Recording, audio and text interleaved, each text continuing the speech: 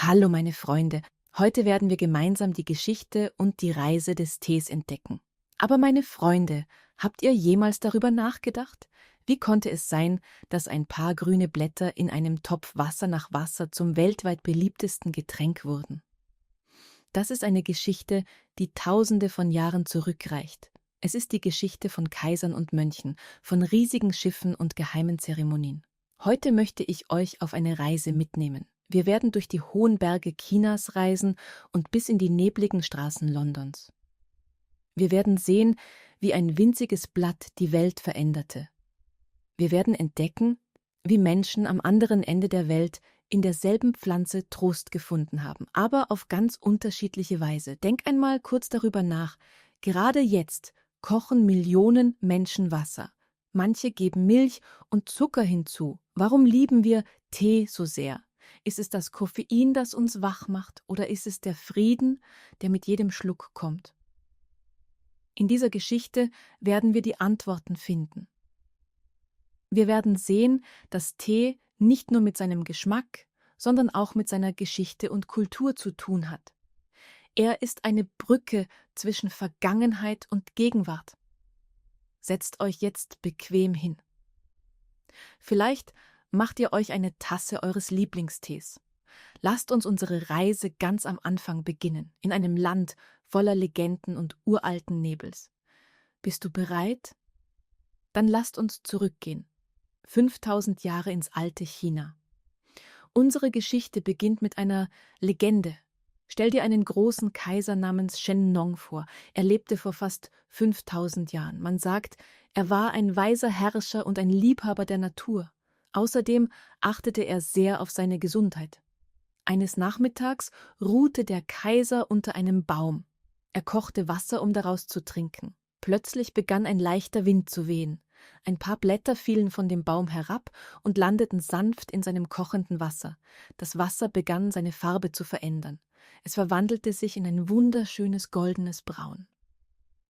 Der Kaiser bemerkte einen wunderbaren frischen Duft in der Luft. Neugierig nahm er einen Schluck. Er spürte eine seltsame Mischung aus Energie und Frieden. So entdeckte er den Tee. Natürlich ist dies nur eine Geschichte, aber sie zeigt, wie sehr die Chinesen diese Pflanze schätzen. Am Anfang war Tee kein gesellschaftliches Getränk. Die Menschen nutzten ihn als Medizin. Man glaubte, dass er den Körper reinigt und den Geist klärt. Alte Ärzte verwendeten Teeblätter gegen viele Beschwerden, gegen müde Augen, Bauchschmerzen, sogar als Hautcreme. Lange Zeit blieb Tee ein Geheimnis, das nur Heiler und Heilige kannten. Mit der Zeit begannen die Chinesen, Tee anders zu sehen. Vor etwa 1200 Jahren, während der Tang-Dynastie, wurde Tee zur Kunst. Er war nicht länger nur Medizin. Er wurde zu einem Getränk für die Seele. Berühmte Dichter schrieben über die Schönheit des Tees. Sie beschrieben ihn als flüssiges Yad. Philosophen lehrten, dass das Teetrinken ein Weg sei, Gleichgewicht zu finden und sich mit der Natur zu verbinden. Damals wurde Tee ganz anders zubereitet als heute. Die Blätter wurden zu feinem grünem Pulver gemahlen. Dann schlug man dieses Pulver mit heißem Wasser auf, bis ein schaumiges Getränk entstand. Kannst du dir diese leuchtend grüne Farbe vorstellen? So begann eine Tradition. Tee wurde zum Herz des chinesischen Lebens. Er war ein Symbol für Gastfreundschaft und Weisheit. Doch das kleine Blatt war bereit, die Welt zu sehen. Es war Zeit, dass Tee hinaus in die Welt zog. Ideen sind wie Samen, sie lieben es zu reisen. Von den hohen Bergen Chinas aus begann der Tee, Grenzen zu überschreiten. Er folgte den Wegen von Mönchen und Händlern. Einer der wichtigsten Stopps auf dieser Reise war Japan. Vor etwa 1000 Jahren reisten japanische Mönche nach China, um zu lernen. Sie entdeckten, dass Tee ihnen half, während langer Meditationen wach zu bleiben. Sie liebten die Konzentration, die er ihnen schenkte. Als sie nach Hause zurückkehrten, brachten sie Teesamen mit. In Japan entwickelte Tee eine ganz besondere Bedeutung. Er war nicht einfach ein Getränk, Er wurde zu einem spirituellen Weg. Die Japaner entwickelten den Weg des Tees. Das ist eine sehr elegante und langsame Zeremonie. Stell dir einen winzigen, stillen Raum vor. Jede Bewegung ist sorgfältig. Jede Schale wird wegen ihrer Schönheit ausgewählt. Diese Zeremonie erinnert die Menschen daran, im Moment zu bleiben. Sie lehrt, dass selbst eine einfache Handlung, wie das Teekochen, eine Form von Kunst sein kann. Tee reiste auch an andere Orte. Er erreichte Korea und wurde in Tempeln getrunken. Er breitete sich bis nach Vietnam und Tibet aus. In den hohen, kalten Bergen Tibets brauchten die Menschen Energie. Sie begannen Tee mit Yak, Butter und Salz zu mischen. Es entstand eine dunkle, salzige Suppe. Etwas, das sie... Stell dir vor, wie interessant das ist. Die gleiche Pflanze reist in verschiedene Länder und verwandelt sich überall in etwas völlig anderes.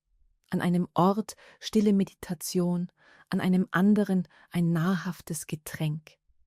Das ist die wahre Kraft des Tees, seine Flexibilität, wie er sich dem Leben der Menschen anpasst, die ihn trinken, wie er sich dem Klima, den Glaubensvorstellungen und der Seele eines Landes anpasst. Doch während Asien sich in Tee verliebte, war ein anderer Teil der Welt bereit, ihn neu zu entdecken. Jenseits des Ozeans wartete Europa. Lange Zeit wussten die Europäer nichts von der Existenz des Tees. Sie tranken Wasser, Wein oder Bier. Aber im 17. Jahrhundert begann sich alles zu ändern. Diese Zeit war das Zeitalter der Entdeckungen. Große Holzschiffe durchstreiften die Welt auf der Suche nach Gewürzen und Gold. Die ersten, die Tee nach Europa brachten, waren die Portugiesen und die Holländer. Kannst du dir vorstellen, wie ein europäischer Seemann den Tee zum ersten Mal probierte? Es muss ihm sehr seltsam vorgekommen sein. Heißes, leicht bitteres Wasser aus getrockneten Blättern aus einem fernen, geheimnisvollen Land. Anfangs war Tee unglaublich teuer. Er musste tausende Kilometer über gefährliche Meere reisen. Nur die Reichsten konnten ihn sich leisten. Er wurde in kleinen, verschlossenen Dosen aufbewahrt, sogenannten Tea-Caddies. Und der Schlüssel war nur bei der Herrin des Hauses. Damals wussten die Menschen nicht genau, wie man Tee zubereitet. Es gibt sogar eine lustige Geschichte. Manche Menschen kochten die Blätter, gossen das Wasser weg und versuchten, die Blätter mit Butter zu essen. Sie mussten erst lernen, dass das Geheimnis im Getränk selbst lag. Doch schnell verbreitete sich der Ruhm des Tees. Ärzte in Europa begannen zu behaupten, Tee sei gesund. Er helfe gegen Kopfschmerzen und sogar gegen schlechte Laune. Die Oberschicht begann, Teepartys zu veranstalten. Es war ein Weg, Reichtum und Welterfahrung zu zeigen. Aber es gab ein Land, das das Schicksal des Tees völlig verändern würde. Ein Land, das ihn fast zu einem Teil seiner nationalen Identität machen würde. Dieses Land war Großbritannien. Zu dieser Zeit begann Großbritannien gerade ein globales Imperium aufzubauen. Sie sahen einen großen Gewinn im Tee. Und bald würden sie einen Weg finden, Tee nicht nur für die Reichen, sondern für alle zugänglich zu machen. Hast du dich jemals gefragt, warum die Briten Tee so sehr lieben? Alles begann mit einer Hochzeit und einer Firma. Die Liebesgeschichte Großbritanniens mit Tee begann eigentlich mit einer Königin. 1662 heiratete die portugiesische Prinzessin Catherine of Braganza König Karl, den II. Von England. Sie war eine leidenschaftliche Teetrinkerin. Als Hochzeitsgeschenk brachte sie eine große Truhe voller Tee mit. Als die Königin Tee trank, wollten alle Damen am Hofe ebenfalls Tee trinken. Plötzlich wurde Tee das modischste Getränk. Denn wenn die Königin ihn trinkt, muss er ja fantastisch sein. Aber wie gelangte diese Gewohnheit vom Palast in die Straßen? Die Antwort: die East India Company. Eine sehr mächtige und berühmte Handelsgesellschaft. Sie hatten eigene Schiffe und sogar eigene Armeen. Die Firma begann, riesige Mengen Tee aus China zu importieren. Mit steigendem Angebot sanken langsam die Preise. Nun konnten Geschäftsleute, Anwälte und Ladenbesitzer ebenfalls Tee kaufen. Doch es gab ein Problem. Die britische Regierung erhob hohe Steuern auf Tee. Der Tee war deshalb immer noch teuer und die Menschen begannen zu schmuggeln. Tee wurde in geheimen Kellern gelagert und nachts in kleinen Booten ins Land gebracht. Für eine Zeit lang wurde in Großbritannien mehr illegaler Tee verkauft als legaler. Schließlich erkannte die Regierung ihren Fehler. Die Steuern wurden gesenkt und Tee wurde für fast jeden erschwinglich. Im 18. Jahrhundert entstanden in London Teegärten. Das waren schöne Freiluftanlagen, in denen die Menschen spazieren gingen, Musik hörten und zusammen Tee tranken. Es war ein sehr soziales Ereignis. Aber Tee diente nicht nur der Unterhaltung.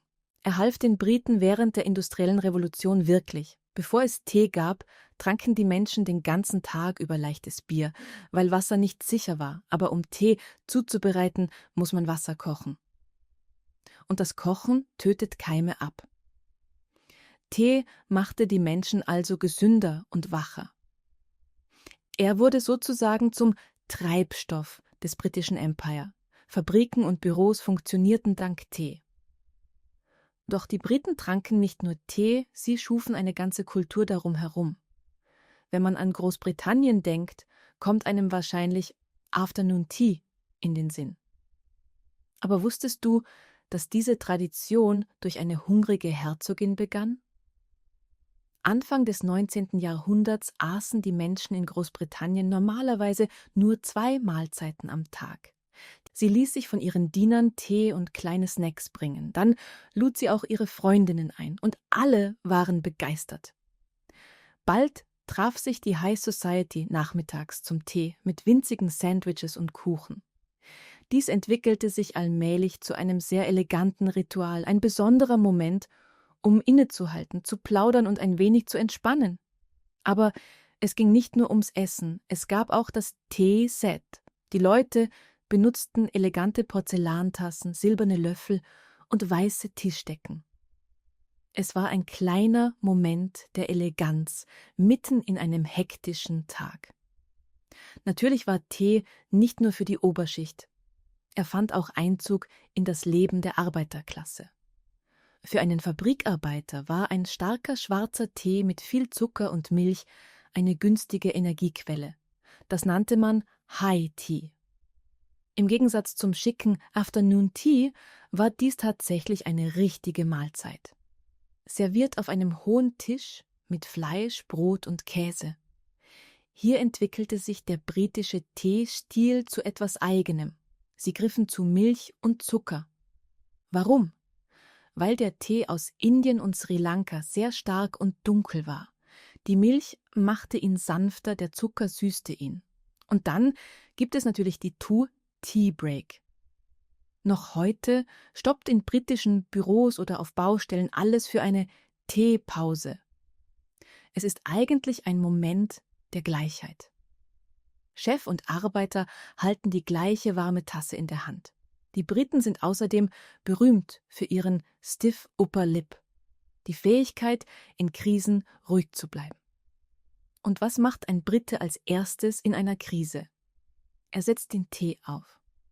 Ob Feier oder Trauer, die Antwort ist immer Tee. Tee ist ein Teil des gesellschaftlichen Gefüges. Doch während die Briten Milch und Zucker in den Tee gaben, hielten die Chinesen eine ganz andere Tradition lebendig.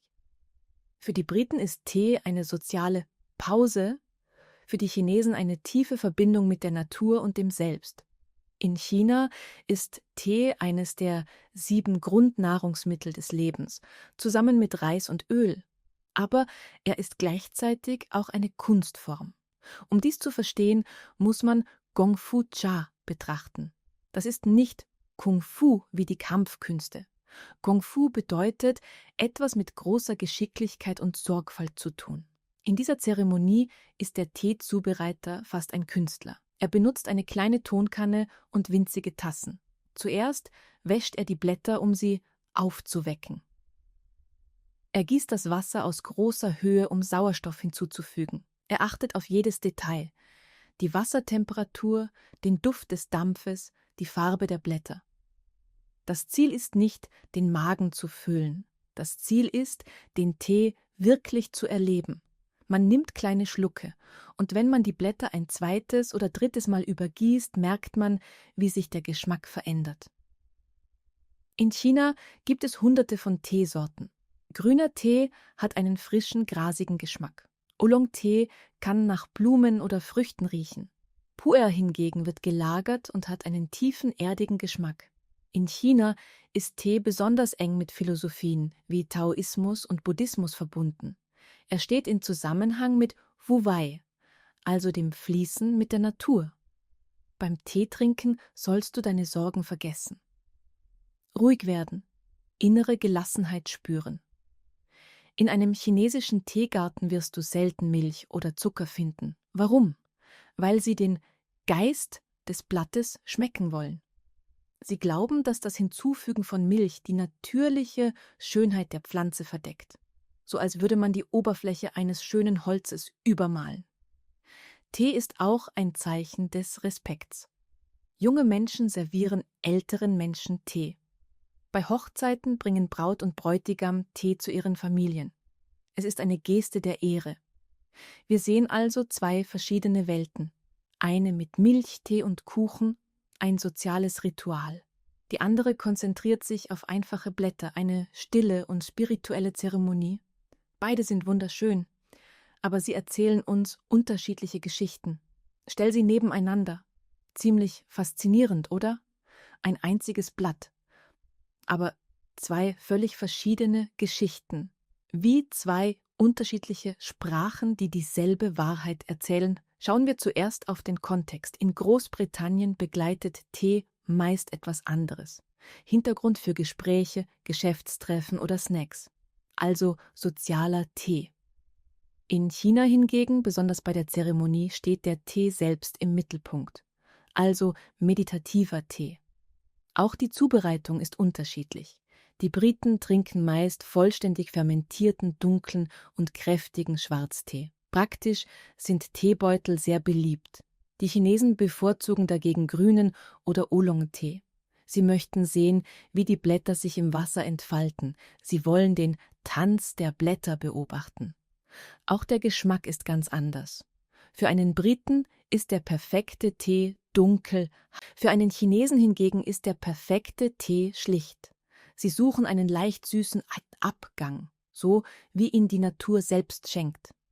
Sie möchten die Bergluft, den Regen schmecken, die Natur selbst. Auch die Philosophie unterscheidet sich. In Großbritannien steht Tee für Zuhause und Stabilität, wie eine warme Decke, die den Geist umhüllt.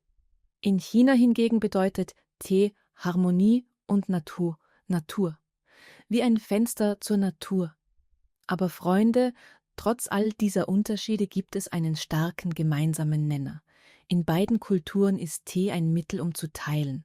Man trinkt ihn, um Frieden mit sich selbst zu finden oder um sich mit einem Freund zu verbinden. Für beide ist Tee ein Weg, langsamer zu werden. In einer schnellen Welt braucht sogar das Kochen des Wassers Zeit. Guten Tee kann man nicht eilen. Ob in einem Hochhausapartment in Shanghai oder in einer kleinen Hütte auf dem britischen Land, die Botschaft ist dieselbe. Halt an, atme, genieße den Moment. Zwei Welten, ein Blatt. Unterschiedliche Traditionen, aber dasselbe Bedürfnis, ein wenig Ruhe. Heute ist Tee nicht mehr nur Tradition Chinas oder Großbritanniens. Er ist zur gemeinsamen Sprache der Welt geworden. In Marokko trinken die Menschen süßen Minztee aus schönen Gläsern. In Indien genießt man Chai mit Gewürzen wie Ingwer, Kardamom und Zimt. In den USA liebt man an heißen Sommertagen Eistee mit Zitrone. In Taiwan entstand Bubble Tea mit essbaren Kugeln, jetzt beliebt auf der ganzen Welt. Tee verändert sich noch immer, entwickelt sich weiter. Wissenschaftler entdecken jeden Tag neue Gründe, warum er gut für uns ist. Sie sprechen von Antioxidantien und erklären, wie Tee unserem Herz und Gehirn gut tut. Aber eigentlich brauchen wir dafür keine Wissenschaftler. Wir spüren es selbst. Wir wissen, dass Tee uns gut tut. Denk mal nach, welche Reise diese Pflanze gemacht hat. Vor 5000 Jahren aus dem Kessel eines legendären Kaisers. Über die Lager der riesigen Segelschiffe, dann in die Paläste Europas. und schließlich bis in deine Küche. Jeden Schluck Tee, den du trinkst, machst du Teil dieser Geschichte. Du bist verbunden mit den Mönchen in Japan, der Herzogin in England und den Bauern, die die Blätter anbauen. Du hältst sozusagen ein kleines Stück der Welt in deiner Hand. Darum, Freunde, wenn ihr das nächste Mal Tee trinkt, bitte ich euch um etwas.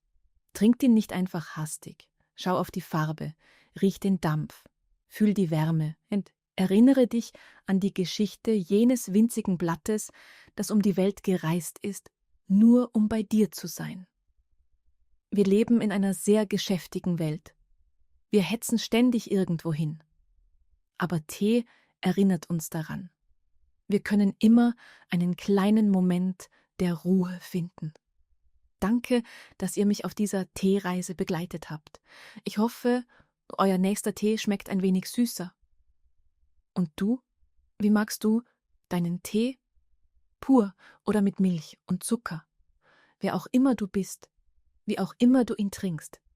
Ich wünsche dir eine friedliche und genussvolle Teezeit. Wenn euch mein Video gefallen hat, vergesst nicht, meinen Kanal zu abonnieren, das Video zu liken und einen Kommentar zu hinterlassen.